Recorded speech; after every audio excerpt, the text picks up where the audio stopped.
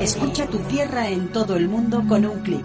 www.radioalcalá.es. Wait, please.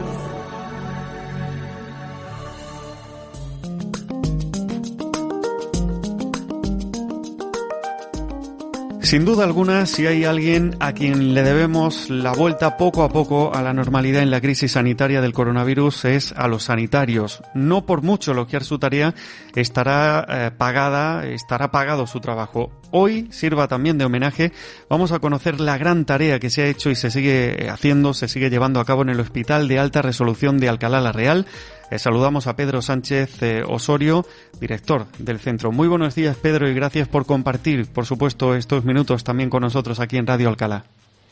Muy buenos días, encantado de saludaros. Pedro, como profesional, ¿habrías imaginado tú en algún momento que llegaría una situación así, que llegaría a suceder algo tan grave como el coronavirus? Realmente, José Luis, no era algo que pudiéramos prever desde ningún punto de vista. Creo que es algo que nos ha sorprendido a todos y en especial a los sanitarios, y como consecuencia de ello, pues nada, estamos en una situación todavía de incertidumbre, ¿verdad?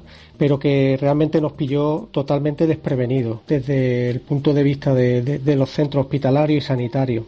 ¿Cómo se adaptó? ¿Cómo fue esa situación, esa adaptación del Hospital de Alta Resolución de Alcalá la Real a la situación de emergencia? Y sobre todo la plantilla también, ¿cómo se tuvo que readaptar de alguna manera, Pedro? Bueno, José Luis, realmente tuvimos que tomar a toda prisa una serie de decisiones bastante difíciles, porque la normalidad que hasta ese momento había existido en cuanto a asistencia de los pacientes en las distintas áreas del hospital, pues se vio de forma abrupta, pues suspendida, ¿no? Entonces tuvimos inicialmente que tomar la decisión de suspender lo que es la actividad programada de especialidades y mantener exclusivamente los servicios de urgencia.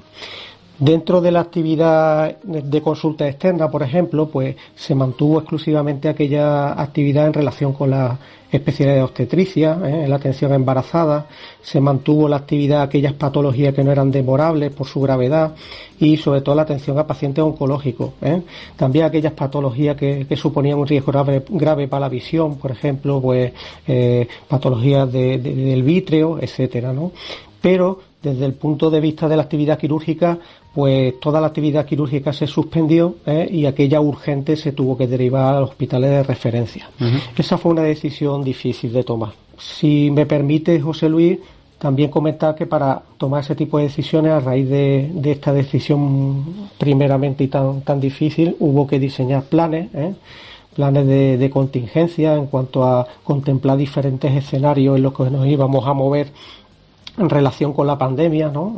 Desde algunos, bueno, pues que eran relativamente fáciles de sobrellevar hasta otros mucho más complicados, ¿no?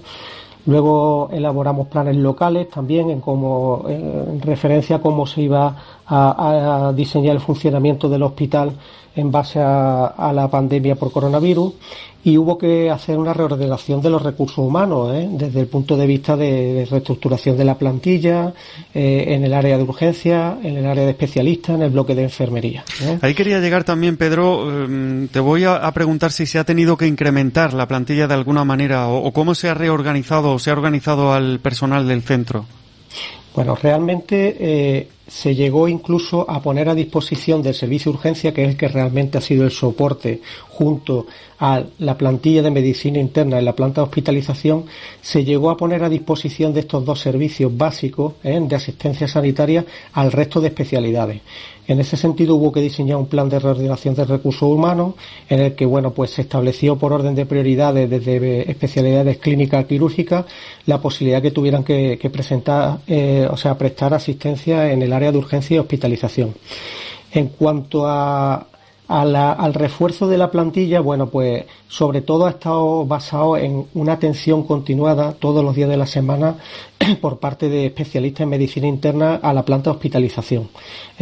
Esa ha sido una de las apuestas más fuertes que hemos realizado dentro del hospital para, de alguna forma, hacer una gestión adecuada de las altas y de los ingresos de estos pacientes. Uh-huh. te quería preguntar también, Pedro, con la presión de la situación que estábamos viviendo. Los sanitarios sois humanos. En los peores momentos de la pandemia se han vivido situaciones muy complicadas. ¿Cómo se trabaja en esas circunstancias y, sobre todo, cómo se dirige en un momento así? Pues, José Luis, una pregunta dura desde el punto de vista humano, ¿no? Y aquí hay que entrar en el agradecimiento personal que yo tengo hacia esa plantilla de urgencia que tengo en el Hospital de Alcalá la Real. Son 12 profesionales en el área de facultativo y muchísimo personal de enfermería, de auxiliares de clínica, celadores, que a los que yo desgraciadamente he tenido que atender personalmente en un estado de nervios importante, de ansiedad importante, de miedo. Yo he intentado hacer ese esfuerzo a nivel personal de acompañamiento, casi a diario durante toda esta semana, y de alguna forma intentando apaciguar ánimo, intentando transmitir una sensación de seguridad, intentando transmitir serenidad y sobre todo comprensión hacia ese miedo, ¿no? Porque realmente lo han pasado muy mal, y lo siguen pasando mal. El garantizar su seguridad desde el punto de vista de las medidas de protección ha sido una prioridad del hospital desde el minuto 1 y de la Agencia Sanitaria Alto Guadalquivir, y bueno, se ha intentado y se ha puesto a disposición todo este material para que ellos estuvieran lo más tranquilos posible, pero realmente ese miedo, ese incluso pánico en algunos momentos ha sido muy difícil de controlar, José Luis. Miedo, pánico que han vivido los profesionales sanitarios, que han vivido los pacientes, y sería importante que abriésemos un apartado para hablar de la higiene. ¿Cómo se ha garantizado la seguridad y la higiene? Porque por otro lado supongo que habrá ralentizado otro tipo de trabajos o de visitas. Pues efectivamente, José Luis. Por un lado, me gustaría hacer un inciso y hablar un poco de la seguridad de los pacientes en el área de urgencia, ¿no? Eso ha implicado pues la implementación de circuitos, ¿no? Para garantizar tanto en las salas de espera como dentro de la propia área de urgencia la mayor seguridad para estos pacientes, ¿no? Eso en primer lugar. En cuanto a las medidas de higiene por las que me preguntan, ¿no? Bueno, pues se basarían fundamentalmente en dos aspectos, ¿no? El primero es que el servicio de limpieza en Alcalá la Real se ha visto reforzado con horas de limpieza diurna, no solo para tareas habituales diarias, también para reforzar circuitos de fines de semana que eran atendidos anteriormente por una sola limpiadora. Se han reforzado unidades de urgencia, de hospitalización, se ha intensificado la limpieza y desinfección y se ha aumentado la frecuencia de estos servicios. Han llegado a suponer hasta 84 horas de refuerzo a la semana durante el mes de marzo. Luego se han ido adecuando a las necesidades reales, han ido bajando de 63 a 42 horas a la semana, y ya en abril, bueno, pues se ha descendido a 14 horas. Pero este tipo de refuerzos siempre han estado por encima de lo que es una actividad normal en el hospital de limpieza. En ese sentido, hay que trasladar unas palabras de agradecimiento a los servicios de limpieza, porque han sido fundamentales en el mantenimiento de estas condiciones de seguridad e higiene, ¿no? En un segundo punto, pues hay que hablar también de lo que se refiere a la recogida de residuos, ¿no? Normalmente esta recogida se lleva a cabo por el área de servicios generales del hospital, y bueno, pues se realizan con una frecuencia aproximada de una vez al mes, pero en el sentido del aumento de generación de residuos de tipo infeccioso que ha habido, se han practicado recogidas extraordinarias con carácter semanal, con objeto de minimizar los problemas de acumulación de contenedores, los almacenes de residuos, facilitar la manipulación, minimizar el riesgo de accidentes, etcétera, ¿no? También se ha difundido información al personal, José Luis, pues sobre todo a las supervisoras de enfermería, para que hubiera una correcta segregación, correcta manipulación y llenado y cierre de contenedores, evitar lo posible las roturas de stock de los mismos. También han sido de alguna forma bien acogida por el resto del personal, se ha evitado el colapso de suministro de contenedores y no ha sido necesario recurrir ni a cajas de cartón, ni a bolsas, ni a otro tipo de recipientes, ¿no? Uh-huh. Por último, pues cabría destacar en el sentido de esta pregunta que se ha difundido información al personal para que se realizara una correcta gestión y manipulación de la ropa sucia, de la lencería, con objeto de evitar contagio y facilitar, bueno, pues el lavado de la misma de manera adecuada en la lavandería, etcétera, ¿no? Bueno, estos han sido los puntos fundamentales en cuanto a las medidas de limpieza y de higiene en el hospital y desinfección, ¿no? Uh-huh. Pedro, sí. Vamos a hablar ahora de otro apartado humano, porque los pacientes que han ingresado, que los ha habido, por supuesto, también aquí en Alcalá la Real con COVID-19, tenían que estar solos. Eso supongo que habrá afectado mucho, les habrá afectado a ellos, les habrá afectado al personal del Chare y también, muy importante esto que voy a decir ahora, les habrá afectado a la familia, a los familiares. ¿Cómo se lleva una situación así? ¿Cómo podéis enfrentaros vosotros a una situación así tan complicada y tan triste, por ponerle algún adjetivo?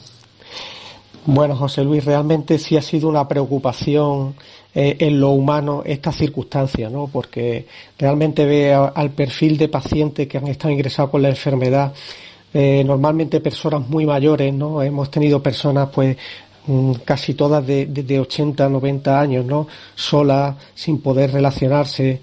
En ese sentido, bueno, pues hubo una idea por parte de incluso un sindicato de enfermería que propuso aportar tablets para poder hacer una comunicación con esos pacientes. Esa iniciativa la agradecí mucho, aunque no pudo finalmente ponerse en marcha por problemas técnicos.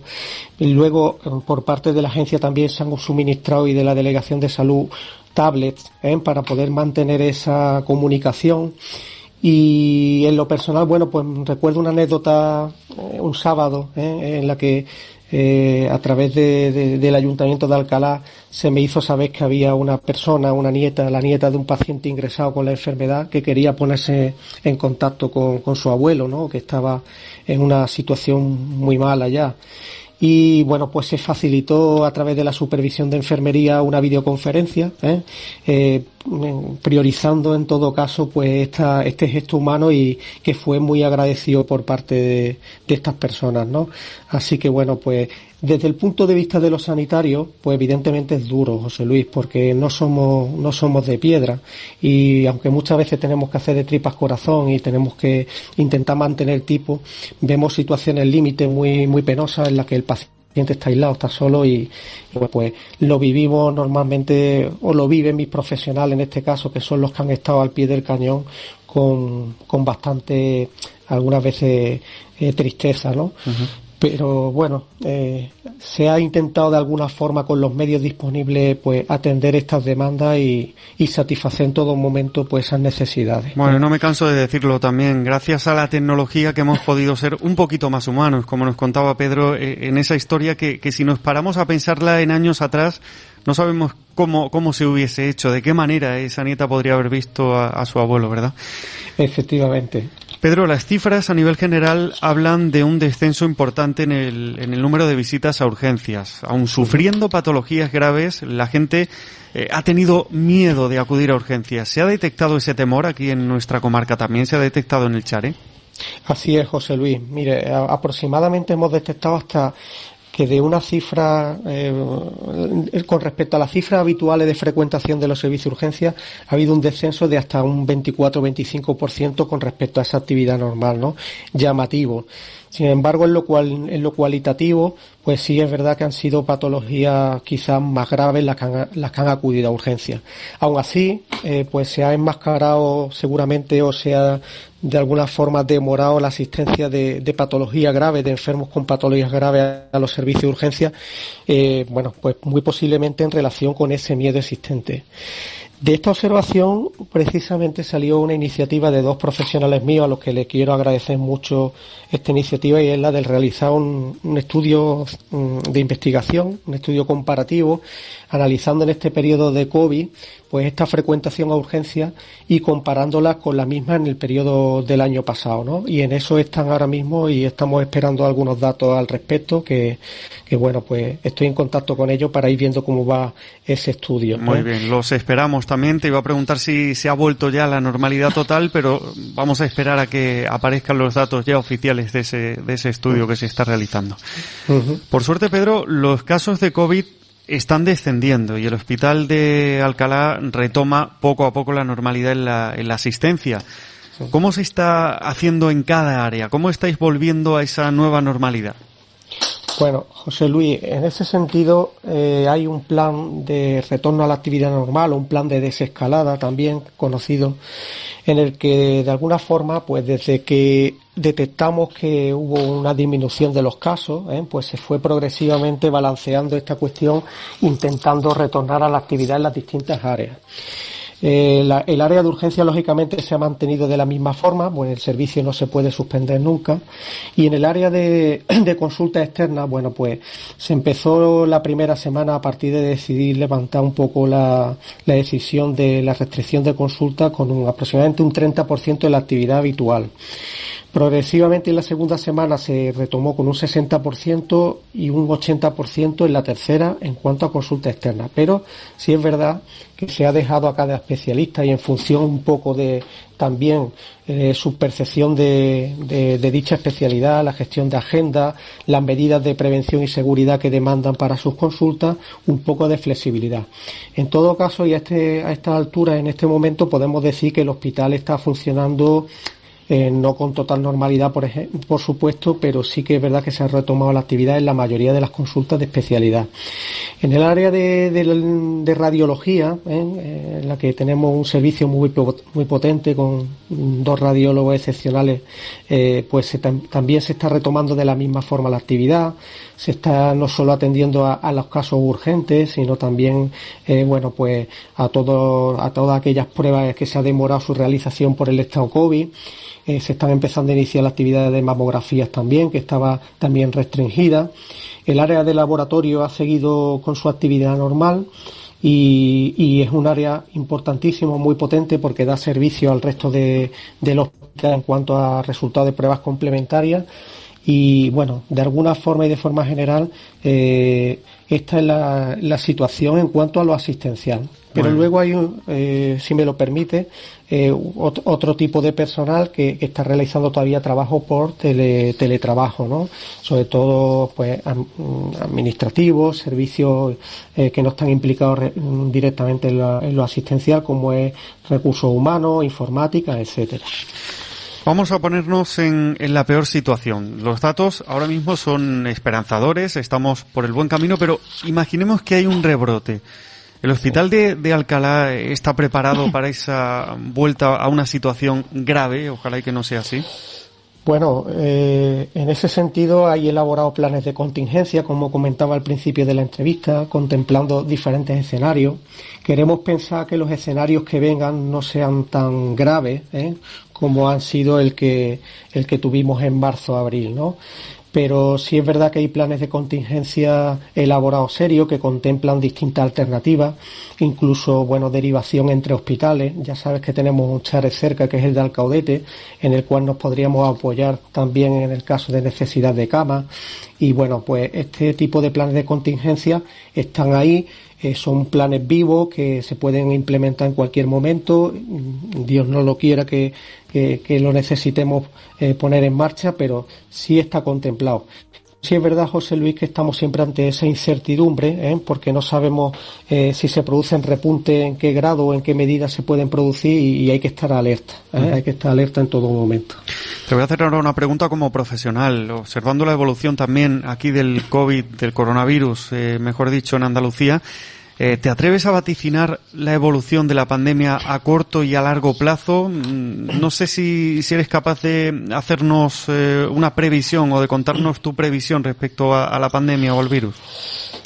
Bueno, José Luis, una pregunta un poco arriesgada de contestar, pero hay varios modelos, ¿no? Desde el punto de vista de los especialistas en epidemiología, el que más tememos quizás es de un repunte serio en torno al mes de octubre, ¿no? Que pudiera comprometer, como lo ha hecho en el mes de marzo, los recursos sanitarios. Y en ese sentido, mi opinión personal es que va a depender mucho de cómo se lleven a cabo las medidas de prevención a nivel de la población. Es decir, estas medidas básicas de prevención recomendadas por las autoridades, por el Ministerio de Sanidad, por la Consejería, en cuanto a uso de mascarilla, en cuanto a lavado de manos frecuente, en cuanto a mantenimiento de la distancia de seguridad, idealmente de 2 metros, evitar aglomeraciones, etcétera, va a determinar sin duda pues que el riesgo de transmisión se minimice.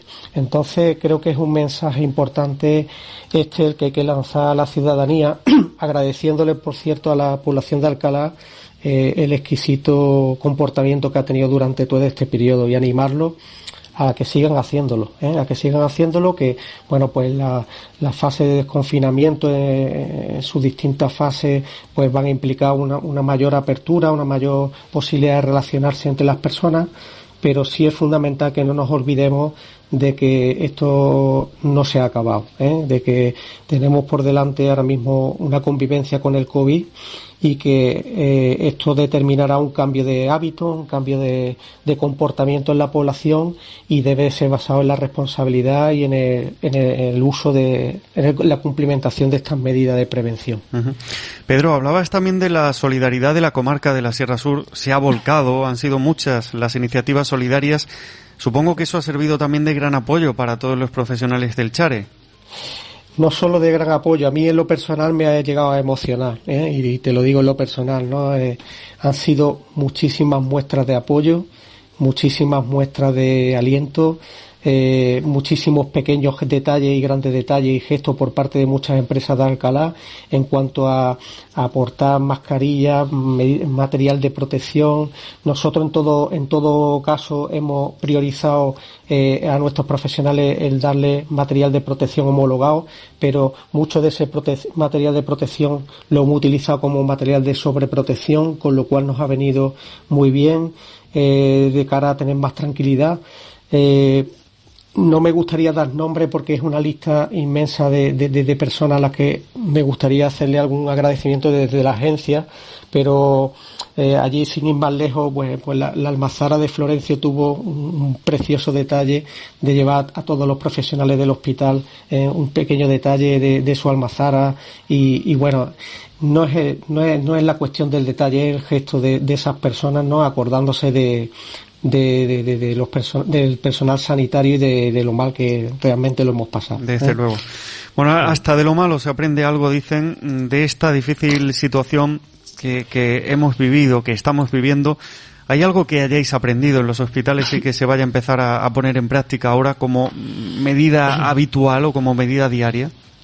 Bueno, yo creo que hay una cosa que se ha puesto en valor, y es la importancia de la medicina preventiva. Sí, la medicina preventiva es la base para evitar otro tipo de problemas mayores, ¿no? Otras enfermedades, y quizás pues no le dábamos el valor o el peso que debe de tener en los centros hospitalarios, en los ámbitos sanitarios y en general, ¿no? Eso lo hemos aprendido. También hemos aprendido pues que tenemos que hacer un uso adecuado de los recursos disponibles en cuanto a prevención, porque nos hemos visto en muchos momentos apurados en cuanto al suministro de los mismos. Hemos aprendido en definitiva a que tenemos que ser conscientes de la importancia que tiene en cualquier situación, no solo motivada por el COVID. Ahora parece que ya no hay más enfermedad que el COVID, pero siguen existiendo muchas patologías evidentemente y de tipo infeccioso, a que debemos de ser cuidadosos en las medidas de higiene y de protección y de prevención en los ámbitos sanitarios. Uh-huh. La idea de la entrevista con Pedro no es la de asustar a nadie, no es la de ponernos en una situación terrible, no es la de ponernos en una mala situación, pero ¿con qué mensaje nos podemos quedar para tranquilizar a la ciudadanía, Pedro? Bueno, es verdad que no podemos vivir con el miedo. El miedo es una consecuencia de la incertidumbre, ¿no? El miedo debe de ser, en la medida de lo posible, racional, para como mecanismo de defensa ante una situación que nos pueda comprometer a todos, ¿no?